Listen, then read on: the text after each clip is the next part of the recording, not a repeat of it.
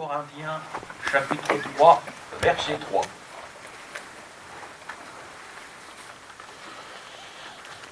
Alors on va lire dès le verset 1er, la méditation s'arrêtera plus particulièrement sur le verset 3. 2 Corinthiens, chapitre 3,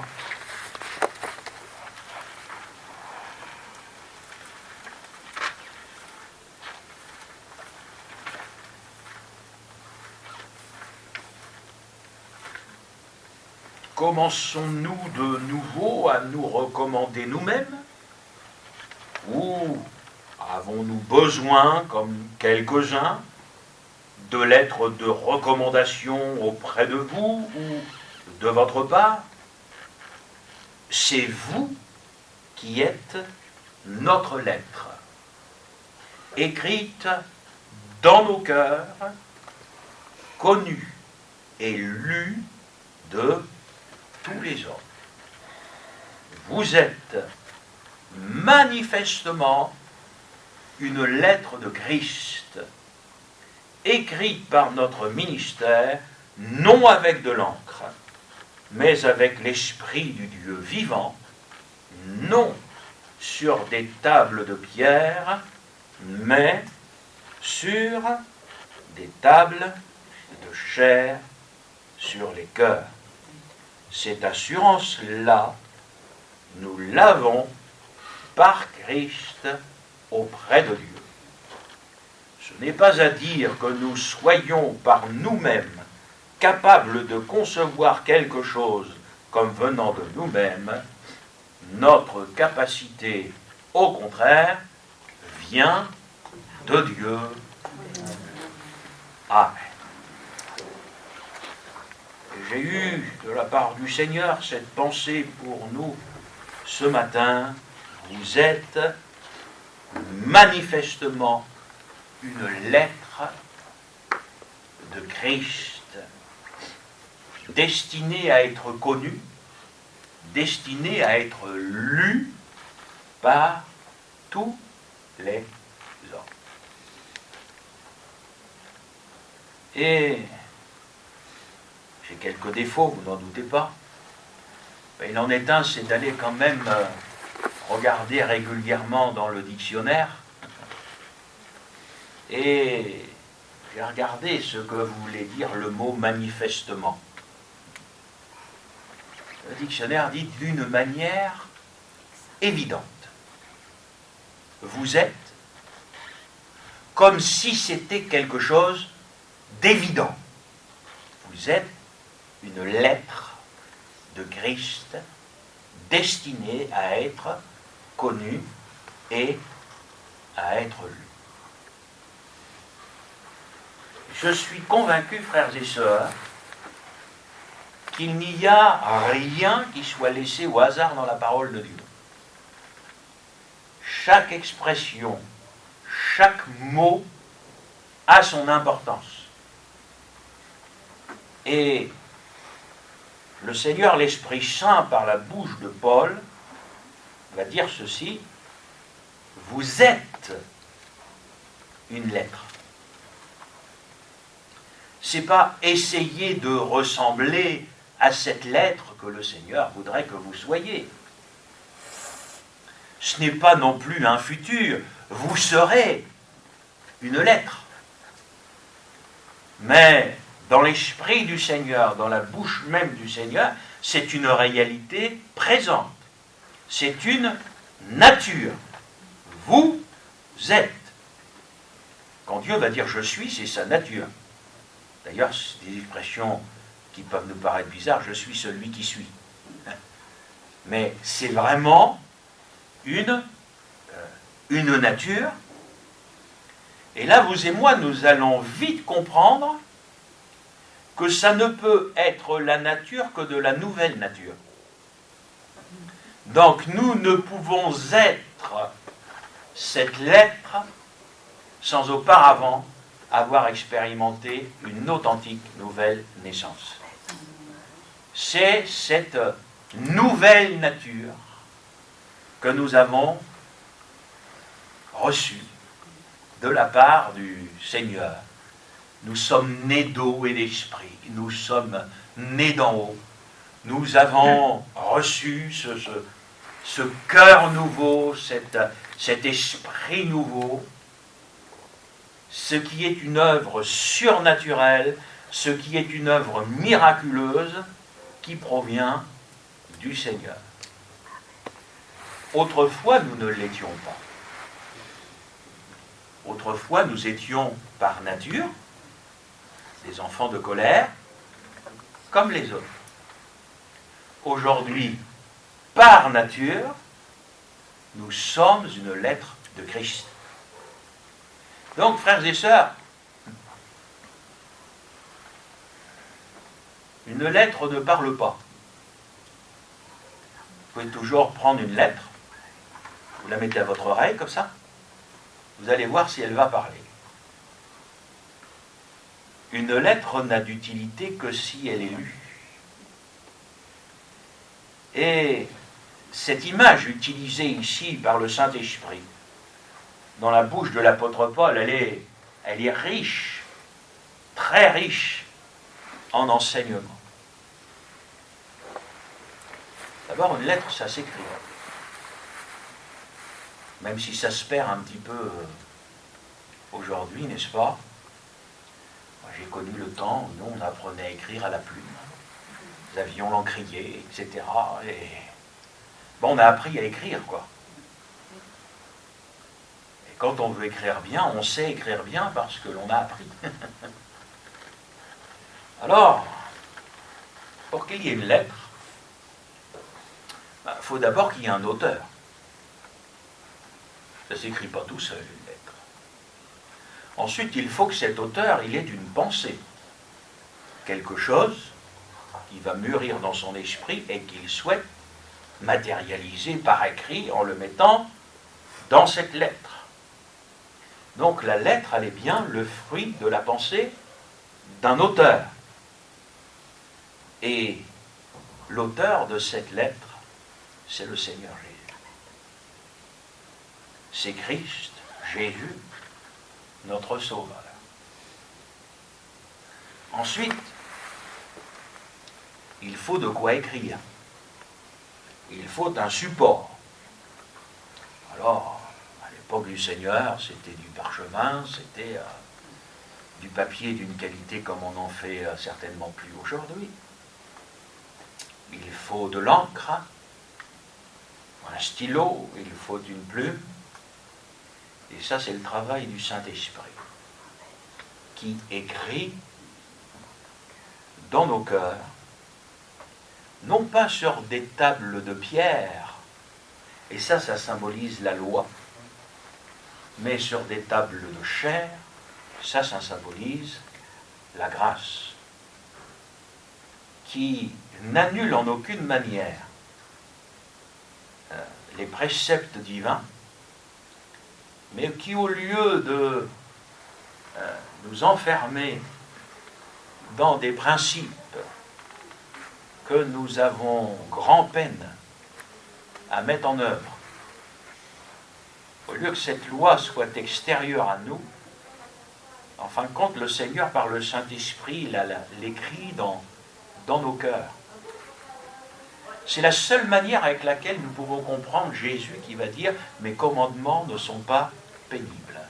Mon joug est doux et mon fardeau léger. » Parce que quand c'est écrit sur des tables de pierre par les peuple d'Israël, c'est lourd et c'est impossible à mettre parfaitement en pratique. En plus, l'esprit de la loi, c'est si tu désobéis à un seul des commandements, c'est comme si tu désobéissais à la loi tout entière. C'est pour ça que je bénis Dieu que nous ne soyons plus sous la loi et que nous soyons sous la grâce. Ce qui fait que nous pouvons nous approcher de Dieu non par nos œuvres, non par nos mérites, mais par les œuvres de Jésus, par les mérites de Jésus, par l'œuvre de la croix de Jésus. Si nous enlevons l'œuvre de Jésus, nous ne pouvons pas nous approcher de Dieu. Alors, il y a cette lettre, il y a ce qu'elle contient, il y a son message, qui doit être lisible, qui doit être clair. Je vous déconseille d'écrire une lettre avec l'écriture d'un médecin. Moi, je trouve que les pharmaciens sont des gens excessivement doués. Je ne sais pas si vous avez déjà réalisé qu'ils doivent avoir un don de décryptage. Parce que, et je pense que les médecins ont aussi un don particulier pour essayer d'écrire pour qu'on ne comprenne rien à ce qu'ils écrivent. C'est assez particulier, n'est-ce pas? Mais quand Jésus écrit une lettre, il l'écrit pour que le message qu'elle contient soit clair. Le but, c'est que cette lettre, elle soit lue. Et vous savez bien, vous et moi, nous le savons, que quand Jésus parle, ce qu'il dit, c'est simple, mais ce qu'il dit, c'est évident, c'est clair. Et donc, cette lettre, c'est nous, c'est vous, c'est moi. Nous sommes destinés à être lus. Il doit y avoir en nous un message de la part du Seigneur.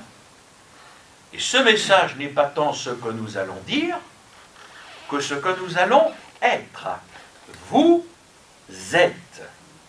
C'est donc, frères et sœurs, cette lettre, c'est pas tant ce que je dis que ce que je suis. Ce qui va se traduire dans notre quotidien, pas seulement le dimanche matin quand nous sommes réunis pour apporter un culte au Seigneur. Je pense qu'il va falloir que nous insistions sur cette expression qui est profondément biblique aujourd'hui, parce que je pense que vous avez vu que même le mot culte disparaît du vocabulaire des évangéliques. Aujourd'hui, ce n'est plus des cultes, ce sont des célébrations. Moi, ça me fait drôle parce que quand je passe dans le rayon chocolat, dans les supermarchés, je vois des boîtes où c'est écrit célébration. C'est peut-être bête, hein, frères et sœurs, mais si systématiquement, moi je crois que nous rendons un culte à Dieu. Et qu'il est essentiel, frères et sœurs, que nous gardions ces expressions profondément bibliques. Mais je suis une lettre. Et les hommes, quels qu'ils soient, chrétiens ou non chrétiens, vont me lire. Pas pouvoir faire semblant parce qu'ils vont lire ce que je suis. Vous êtes une lettre. Ce qui fait que, en nous voyant,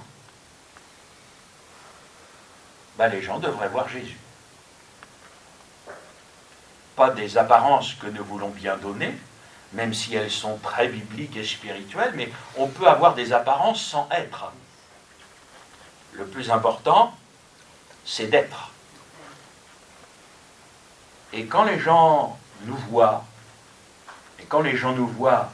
vivre dans notre quotidien, dans ce que nous sommes à la maison, dans nos comportements, dans nos rapports mutuels, peut-être d'abord dans notre couple. Mari et femme, vous êtes une lettre. Ce qui fait qu'entre mari et femme, ceux qui nous voient devraient voir Christ et l'Église. Si je débloque bibliquement, vous me le dites, mais il ne me semble pas. Dans le rapport avec nos enfants, dans le témoignage au niveau du voisinage, sur mon lieu de travail, avec mes collègues de travail, avec mes voisins, enfin, je suis une lettre, quoi. Donc, si je suis une lettre, tout le monde doit lire la même chose. On ne peut pas lire un truc le dimanche et puis un truc différent le lundi parce qu'on a changé d'endroit. Ce qui est écrit, c'est écrit. Ça change pas. Et ça, voyez-vous, frères et sœurs, c'est toute la différence entre la religion et la vraie vie avec Dieu. Parce que la religion donne d'avoir des apparences, mais les apparences, on ne peut pas toujours les avoir. Ce qui fait que vous avez des gens souvent qui sont très chrétiens quand ils sont dans certains milieux. Mais quand ils vont se retrouver avec des inconvertis, etc., ils changent. Moi, j'ai envie de vous dire, soit on est chrétien, soit on n'y est pas. Et si on est chrétien à l'église et on est aussi chrétien en dehors. Vous savez, moi j'ai eu un jour une parole que j'attendais pas, qui m'a touché. C'est mon beau-père qui n'est pas converti qui me l'a dit. Et un jour comme ça, parce que c'est un homme très simple mais très franc, il me dit, tu vois Gilles, il me dit ce que j'apprécie sur toi, il dit, c'est que l'homme qui est sur l'estrade et l'homme qui est en bas, c'est le même. Le nom d'un inconverti, ça veut dire quelque chose. Et voyez-vous, frères et sœurs, c'est ça que nous devons être. Il faut que le Seigneur nous garde de la religiosité, c'est-à-dire d'apparence. Ce qui est important, c'est ce que nous sommes. Notre extérieur doit, en fin de compte, être le reflet de ce qui se passe à l'intérieur. Autrement, j'ai envie de vous dire, c'est de l'hypocrisie. Hein. Et nous sommes une lettre. Tout en nous va être lu. Les gens, ils nous regardent. Tant qu'ils doivent voir Christ dans mon comportement, dans mes réactions. Oula. Vous réagissez, vous, des fois? Réagir comme Jésus. Même dans ma tenue vestimentaire. Elle doit être un témoignage à la gloire du Seigneur Jésus, et j'ai envie de dire, non pas à la gloire du monde. Dans mes paroles, dans mes actions. Quelque part, c'est se dire, frères et sœurs, mais quel est le message que ma vie envoie à ceux qui sont autour de moi? Qu'est-ce que les gens lisent quand ils me lisent? Est-ce que lorsque les gens voient ma vie, ben, ils ont envie de devenir chrétiens? Voilà. Mais, vous savez, moi je crois que pendant des années, quand on parlait de témoignages, on dit, il faut parler du Seigneur. Et vous savez, les gens, vous n'avez pas besoin de leur parler, ils vous observent. Et c'est incroyable comment les gens nous voient. Vous savez, que ce soit pour vous, pour moi, le dimanche matin, je n'ai pas besoin de dire à mes voisins où je m'en vais, ils le savent. Hein? Il n'y a pas de... Et quand je rentre, ils savent d'où je reviens. Voyez-vous, et derrière, c'est vraiment donc ça. C'est ma vie, c'est ma nature, mais quel est le message que j'envoie? Quand les gens me lisent, mais en fin de compte, ils lisent quoi? Parce que, un petit peu plus loin, au chapitre 5, il y a ce verset que vous connaissez, c'est le verset 20, Paul dira, nous faisons donc les fonctions d'ambassadeurs pour Christ, comme si Dieu exhortait par nous. L'ambassadeur, vous savez, c'est le représentant de l'autorité. Et donc, nous sommes ici-bas, sur cette terre, les représentants du Seigneur. Les représentants du Seigneur. Nous sommes, mon frère, ma sœur, nous sommes une lettre. Très souvent, et je vous encourage toujours à le faire, nous parlons du Seigneur autour de nous. C'est bien. Il faut le faire.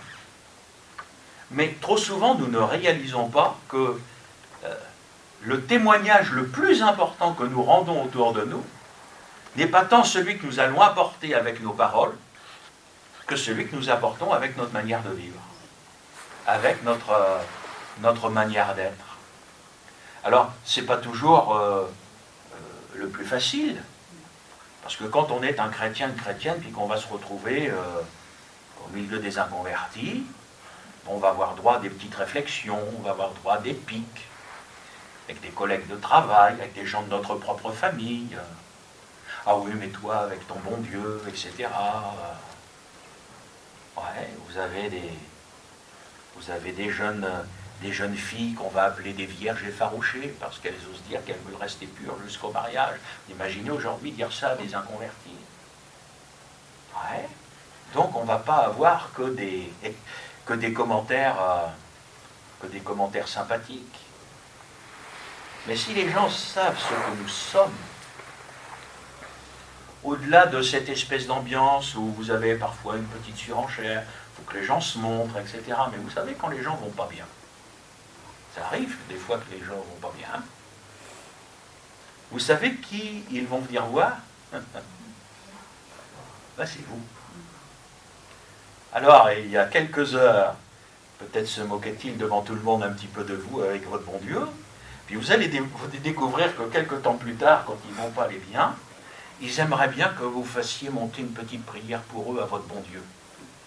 Moi, je l'ai vécu, vous le savez, et tout. Et ça, frères et sœurs, c'est ce témoignage, c'est cette lettre que nous sommes, qui fait que quand certains vont nous lire, ce qui est écrit ne va pas leur plaire. Quand vous allez rencontrer des pécheurs, et qu'à cause de ce que vous êtes, vous allez leur rappeler leurs péchés, ils ne vont pas forcément apprécier. Ça, frères et sœurs, c'est le prix à payer. Il faut qu'il y ait aujourd'hui une différence entre le chrétien et celui qui vit dans le monde. C'est un des grands drames de notre génération. Aujourd'hui, parfois, rencontrer des gens qui se disent chrétiens, et puis il n'y a pas de différence avec les gens qui vivent dans le monde. Parfois, même le monde, on l'amène dans l'église. Fait comme ça, les inconvertis sont à l'aise, puisque quand ils viennent dans l'église, cette fois-ci, c'est le monde, ben voilà, comme ça, on y est bien. Quand vous venez dans l'église, et puis qu'on parle du péché, et puis qu'on parle de la repentance, et puis qu'on parle d'une vie sainte, et puis qu'on parle d'une vie mise à part, et puis qu'on parle de sanctification, de purification, c'est mieux de faire la fête tout le temps. Seulement, frères et sœurs, c'est qu'est-ce que je suis? Qu'est-ce que je suis? Il faut qu'il y ait aujourd'hui une différence entre celui qui sert Dieu et celui qui ne le sert pas. Autrement, j'ai envie de vous dire, ça sert à quoi de servir Dieu s'il n'y a pas de différence? Si les gens ne sont pas capables de faire la différence entre celui qui est au Seigneur et celui qui n'est pas au Seigneur, moi je vous dis, il y a un problème. Parce que quand on se convertit, le Seigneur dit, on passe des ténèbres à la lumière. Et l'apôtre Paul dira aussi dans les Corinthiens, vous connaissez ce texte, mais qu'est-ce qu'il y a de commun entre la lumière et les ténèbres? Donc quand on est passé de l'un à l'autre, la parole de Dieu dit, il n'y a plus rien en commun. Il n'y a plus rien en commun.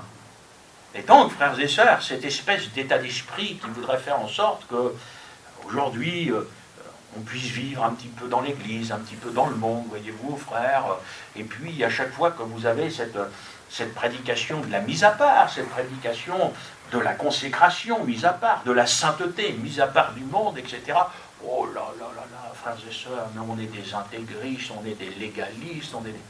Mais moi je dis, mais que ceux qui veulent se souiller encore. S'il y en a qui veulent de la musique du monde, et ben qu'ils aillent chercher la musique du monde, ils ont envie de danser, qu'ils dansent, qu'ils fassent ce qu'ils veulent, si vous voulez. Mais moi je reprends la parole de Josué, mais moi et ma maison, nous servirons l'Éternel. On ne peut pas changer. Ça c'est une illusion, frères et sœurs, on ne peut pas changer le monde, on ne peut pas changer les gens. Les gens sont partis dans une voie, mais vous ne pourrez pas les freiner, vous pourrez toujours leur dire « Ah, mais nous, on n'est pas d'accord, ceci, cela », mais vous perdez votre temps. Moi, je crois qu'aujourd'hui, ça fait partie de ces 20 discours, vous savez, que Paul dit à Timothée d'éviter. Vous allez passer du temps à essayer de convaincre quelqu'un, vous allez passer des heures, puis au bout d'heures de discussion, vous n'aurez pas changé, puis la personne qu'en face de vous non plus, vous n'aurez pas réussi à la convaincre. Vous savez, si le Seigneur, par sa parole, ne peut pas convaincre les gens, vous croyez que c'est vous qui allez réussir à le faire? Si c'est moi. Moi, j'ai souvent dit ça à des gens. Mais vous croyez encore ça, frère? Ben, je dis oui, parce que c'est écrit. Si ce n'était pas écrit, je le croirais pas. Et puisque c'est écrit dans la parole de Dieu, bien sûr que je le crois. Et ça, je le dis des fois à certains détracteurs. Je dis, mais si vous ne croyez pas ce qui est écrit dans la parole de Dieu, vous croyez quoi alors? Donc, voyez-vous, frères et sœurs, ma vie, notre vie, elle est donc destinée à à être lu. On ne peut pas vivre avec des apparences, mais il faut que ce soit une réalité. Vous êtes une lettre. Vous êtes des ambassadeurs. Vous savez, frères et sœurs, quand vous rencontrez quelqu'un qui est perdu, vous pouvez toujours essayer de vous lancer dans toutes sortes d'explications pour lui montrer la route. Alors vous allez tout droit, vous prenez la première à droite, et vous faites 300 mètres, vous prenez la deuxième à gauche et tout. Le gars, il a compris la première à droite. Après, il a déjà oublié tout le reste de ce que vous lui avez raconté. C'est vrai ou pas?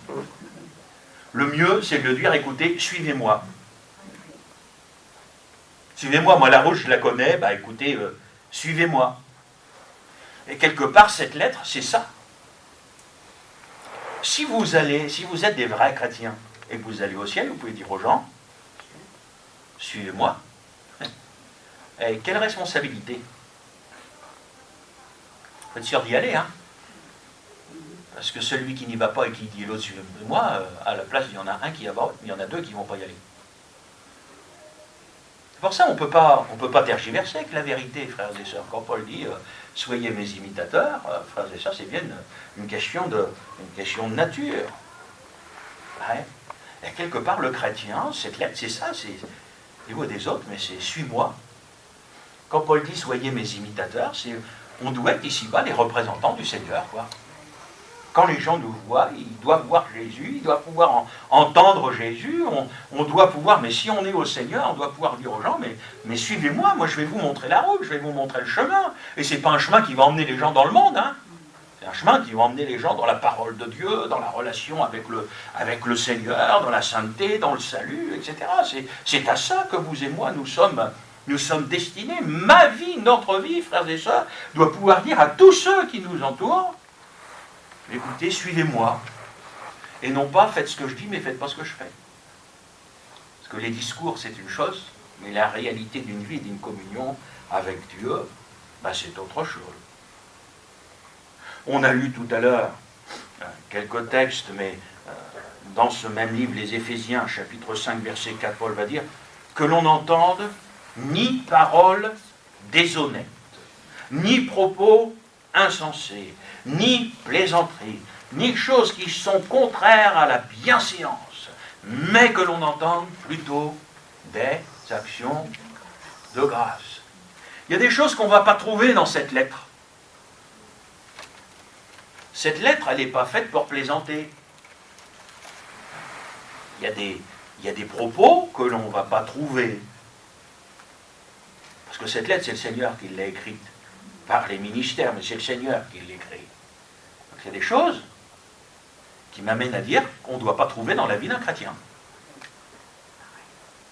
Aujourd'hui, on voudrait nous faire croire, alléluia, sauvé, toujours sauvé, vous pouvez vivre n'importe comment, etc. Vous irez quand même au ciel, vous savez, c'est...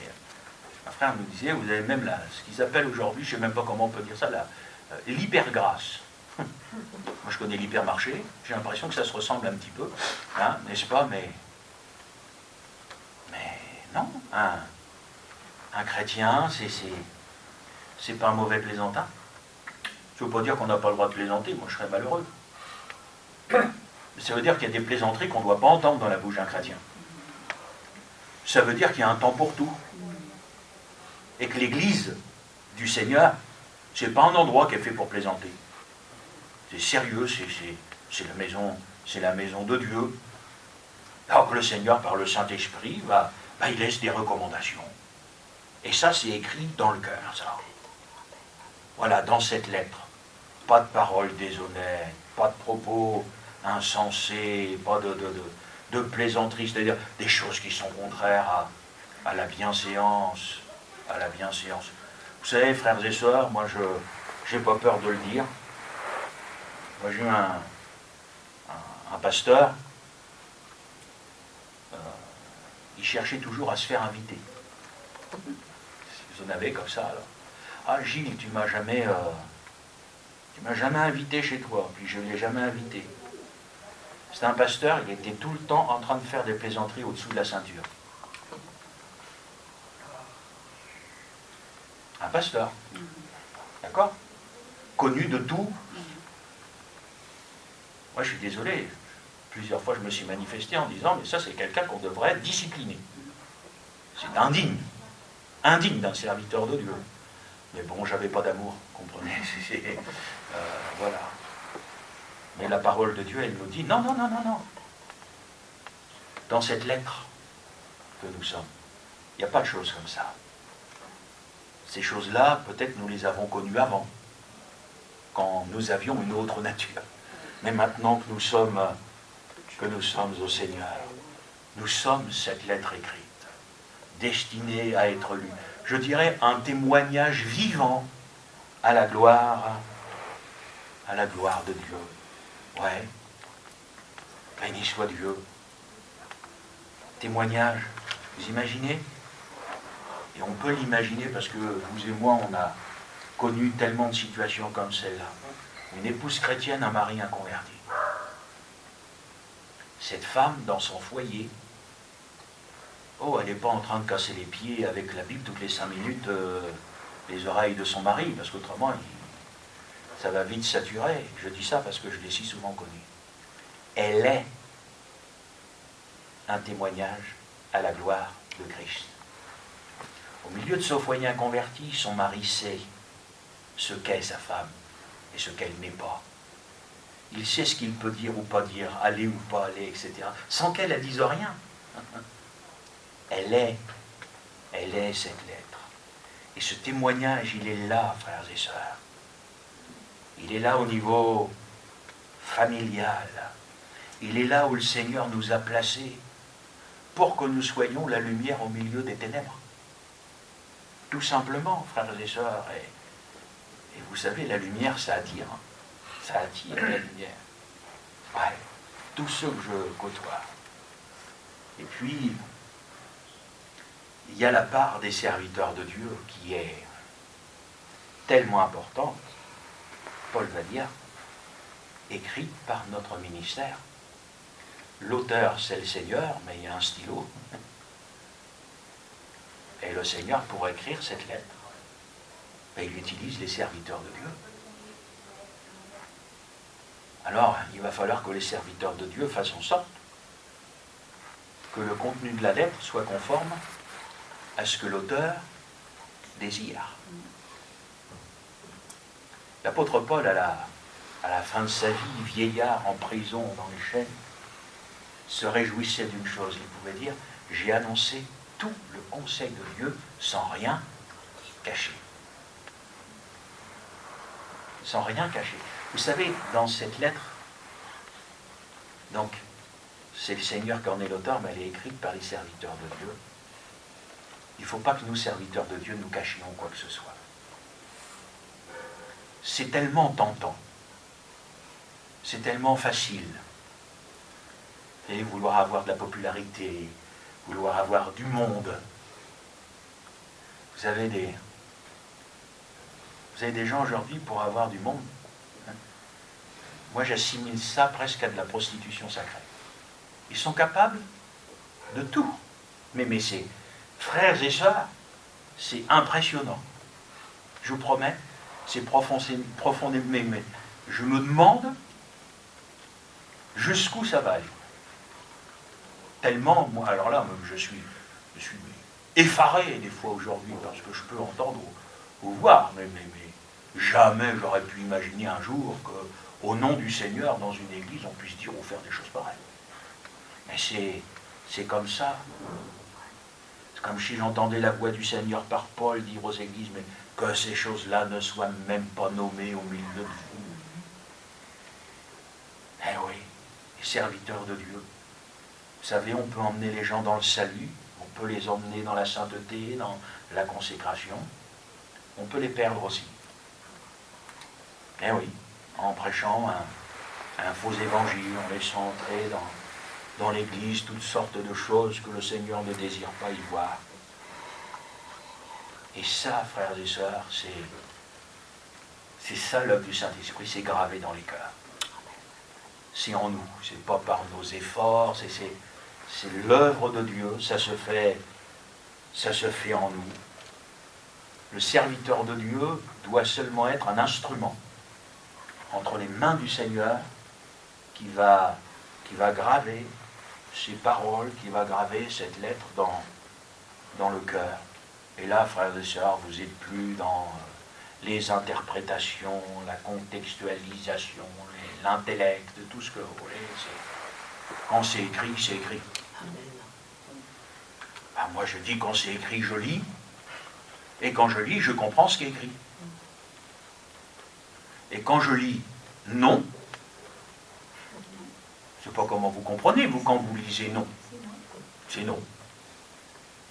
Quand Dieu dit je ne permets pas, bon, ça veut dire je ne permets pas. On est d'accord. Après, les hommes vont dire ah oui, mais j'ai vu sur Internet et le pasteur machin et mais qu'est-ce que j'en ai à faire du pasteur machin et d'Internet et de tout ce que vous voulez? Moi je dis c'est écrit, si Dieu dit non, ou alors moi je suis quelqu'un de pas compliqué, ben Seigneur, c'est non, c'est oui, quoi, je veux dire.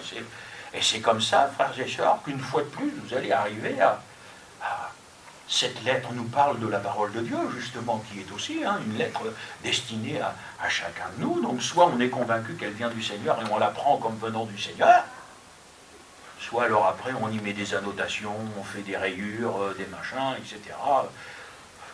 Vous croyez qu'on va corriger la parole de Dieu, quoi?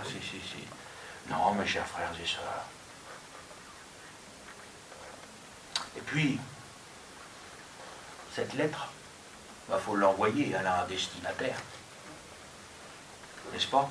Si vous écrivez une lettre et puis qu'elle reste sur votre bureau, elle ne va pas servir à grand-chose. À qui donc est-elle envoyée? Cette lettre écrite, connue, lue de tous les hommes. Tous les hommes. Que le Seigneur nous garde de nous-mêmes, de nos analyses, de nos pensées, de nos interprétations, frères et sœurs. Mais que nous puissions vraiment réaliser cette œuvre. C'est une œuvre spirituelle, cette lettre. Vous êtes. Il n'y a que le Seigneur qui peut nous faire devenir. Il n'y a que lui qui change les vies, il n'y a que lui qui change les cœurs, il n'y a que lui qui peut écrire des choses comme celle-là dans nos cœurs, frères et sœurs. Vous imaginez professer des choses que nous ne vivons pas.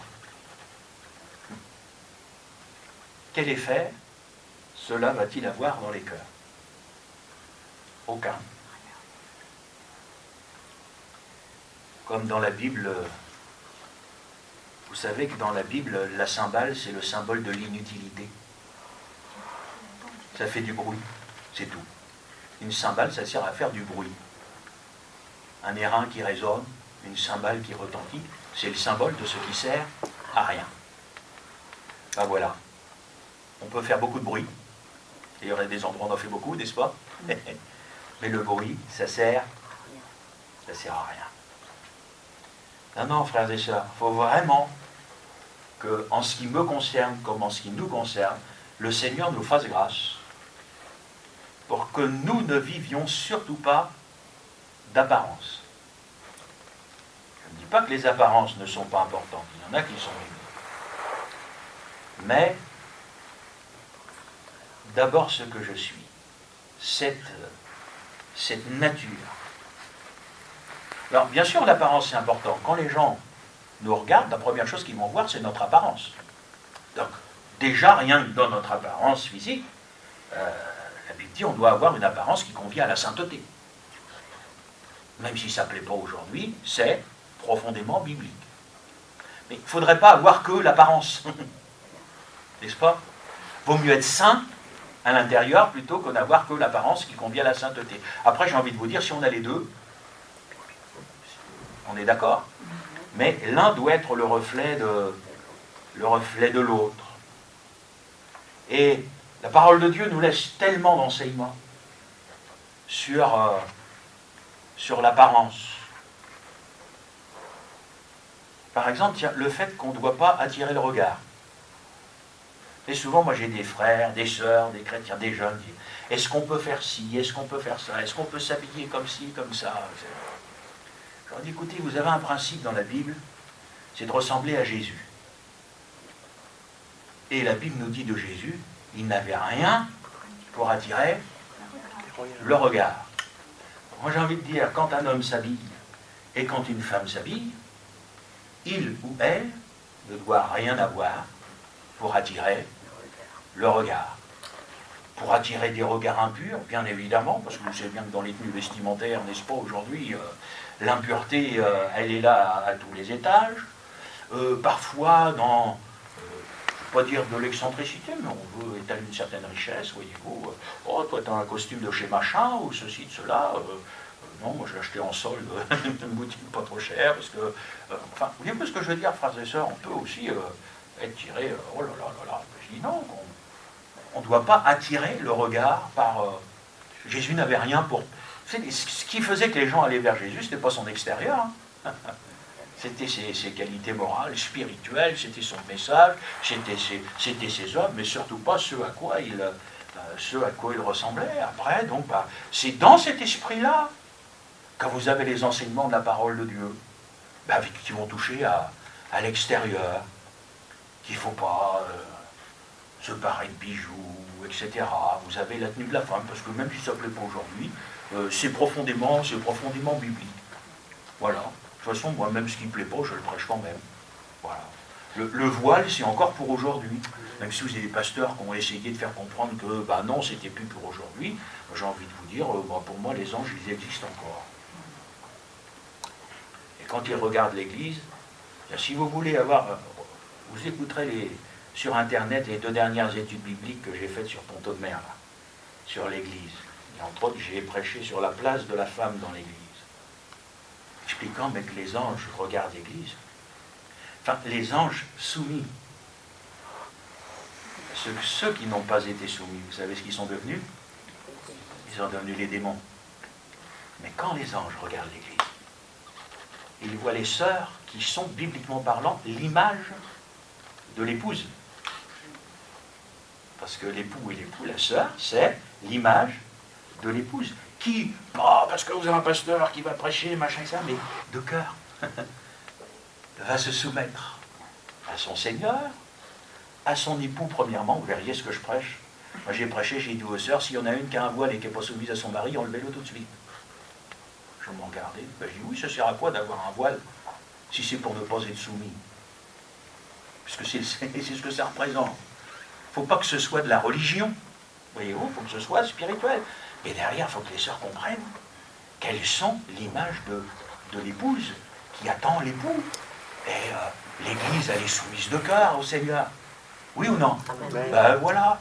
Donc, les anges, quand ils regardent, les sœurs, elles portent aussi un voile à cause des anges, qui voient ce cœur soumis à son Seigneur, et qui est cette marque visible, si vous voulez. Et pas parce que le pasteur l'a dit, mais parce que c'est écrit dans la parole de Dieu. Voyez-vous, pas parce que je mets la pression. Ça fait plus d'1 an que je suis au milieu de vous, mais pas entendu souvent prêcher sur le voile. Hein. On pourrait le faire. Mes frères et sœurs, c'est pas par la force. Vous savez, c'est une œuvre spirituelle. C'est emmener un frère, c'est emmener une sœur dans toutes ces choses que le Seigneur a voulu belles, spirituelles, profondes. Et ça, quand vous entrez dans ce chemin-là, vous allez comprendre quand le Seigneur dit « Mon joug est doux, léger, c'est pas dur, etc. » Parce que les choses, c'est fait avec le cœur. C'est fait dans un état d'esprit spirituel, pas par de la pression. Alors là, vous allez avoir les défenseurs, vous allez avoir les détracteurs, etc. Et les deux, machin. Et ça sert à quoi? Ça sert à rien. C'est emmener chacun dans la parole de Dieu. Et laisser chacun faire son expérience avec le Seigneur, grandir avec le Seigneur. Il faut que nous soyons cette lettre. Il faut que nous soyons cette lettre. Et alors, nous serons des témoins du Seigneur, sans rien dire. Oui ou non? Ah ouais. Ouais. Ah, et vous allez avoir le témoignage. Frères et sœurs, le témoignage, ça fait tout. C'est essentiel. Pendant un temps, moi, dans ma carrière, j'ai dit quelquefois, j'ai été banquier, Et j'ai travaillé aussi dans tout ce qui touche au financement de l'immobilier. Alors, j'ai eu l'occasion de rencontrer les notaires, les agents immobiliers, toutes ces... Et c'est pas évident dans ce milieu-là. Un jour, je l'ai quitté, et un de mes anciens collègues, qui était un ami, m'a dit, Gilles, il m'a rappelé, il me dit, tu sais pas ce que les gens disent. Ils disent tous que tu étais trop honnête pour faire ce métier-là. Oui, parce que moi j'étais honnête jusque sur le bout des ongles, hein, c'était... voilà, les inconvertis. Ils ne savaient pas que j'allais à l'église et tout ça, je ne rentrais pas dans une agence immobilière, etc. Ils disaient, hey, moi je suis chrétien, machin, etc. C'est pas ça témoigner. Mais ils l'ont vu. On dit, mais ce gars-là, trop honnête, trop droit. Qu'est-ce qu'on dit de nous? Voyez-vous? Qu'est-ce que nos collègues de travail disent de nous? Parfois, vous avez remarqué comment le compromis va arriver. Ah ouais, mais si je dis ça, si je fais ça, je vais me fâcher avec Tata Marcel, et puis on va plus voir... etc. Donc on va rentrer dans un compromis pour essayer de sauvegarder un petit peu tout le monde, etc. Et on met du blanco sur la lettre. C'est ce que c'est que le blanco, hein? En disant, ouais, parce que ça, si telle personne le lit, je vais passer pour qui? Pour un chrétien. Oui, nous pourrons, à cause de cette lettre, être même persécutés. Certains le sont. Et frères et sœurs, moi je le dis, hein, c'est quoi les moqueries que l'on pourrait proférer à notre égard à côté de ce que certains vivent à cause de leur foi, hein? Ceux qui sont tapés, battus, les jeunes filles qu'on arrache au foyer de leurs chrétiens pour les marier de force avec des musulmans, etc., etc. Vous savez que ça arrive aujourd'hui dans les milieux chrétiens, dans certains pays. Alors j'ai envie de vous dire, hein, si Emilienne se moque un petit peu de vous sur votre lieu de travail, c'est pas trop grave. Hein. On est devenu quand même très soucieux de notre personne. Hein. Ce qu'on peut dire, ceci, cela. Vous savez, moi je crois qu'il faut qu'on soit vraiment clair. Être chrétien aujourd'hui, ça va pas être facile. Hein. Et être chrétien, ça veut dire être cette lettre. Autrement, vous allez, vous allez tout décorer pour ne pas entendre, pour ne pas qu'on dise, pour que... Et là, bah, le message de la lettre, il aura disparu. Que le Seigneur nous bénisse, frères et sœurs, et qu'il nous aide. Conscient que l'époque dans laquelle on vit n'est pas facile. Après, vous savez, quand on entend les choses. Moi, je ne sais pas s'il y a eu une époque facile pour être chrétien. Nous, on a l'impression que nous, on vit des choses que les autres n'ont jamais connues, etc. Vous savez, frères et sœurs, hein, j'ai entendu le témoignage de nos anciens, c'était pas évident, hein. Et je crois qu'il n'y a jamais eu une époque évidente. Que le Seigneur vous bénisse et vous accorde sa grâce. Donne-moi